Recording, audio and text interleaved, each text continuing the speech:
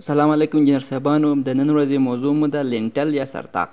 په دې لیکچر کې به په دې وغږیږو چې لینټل کوم ډول یو ساختماني ممبر دی، د څه لپاره په ودانیو کې استعمالیږي او که چیرې استعمال نشي تاوان یې څه دی او لینټل په څو ډوله دی.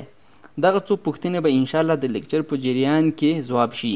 مخکې له دې چې لیکچر شروع کړو نو تاسو څخه هیله کوم چې کانال در سره سبسکرایب کړئ، که ویډیو مو خوښه شوه لایک او شیر کړئ ترڅو نور انجینر صاحبان هم ځینې استفاده وکړي. په دغه 3D کې کوم ممبر چې ما د دروازې او کړکۍ له پاسه کار کړي دغه ممبر ته لینټل او یا هم سرطاق ویل کیږي. دغه ممبر اکثرا هغه ساحو کې چې اوپن ساحه وي استفاده کیږي لکه دروازه، کړکۍ او داسې نور. لینټل یو هارزنټل ممبر دی.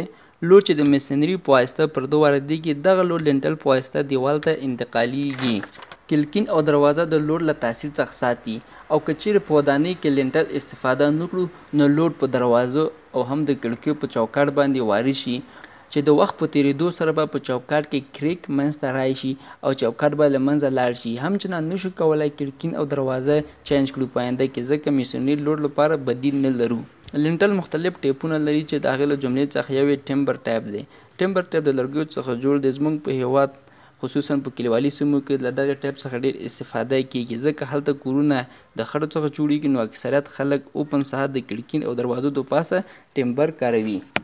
بل ټایپ سټون میسنري لینټل دی چې لینټل د سټون څخه جوړ شوی اوسیږي. بل ټایپ براک لینټل دی چې لینټل د براک او هم د خښتو څخه جوړ شوی اوسیږي. بل ټایپ رینفورس سیمنټ کانکریټ لینټل دی چې د سیخ لرونکي کانکریټو څخه لینټل جوړ شوی اوسیږي. بل ټایپ رینفورس براک لینټل دی چې د خښتو په منځ کې سیخان اوسیږي. بل ټایپ سټیل لینټل دی چې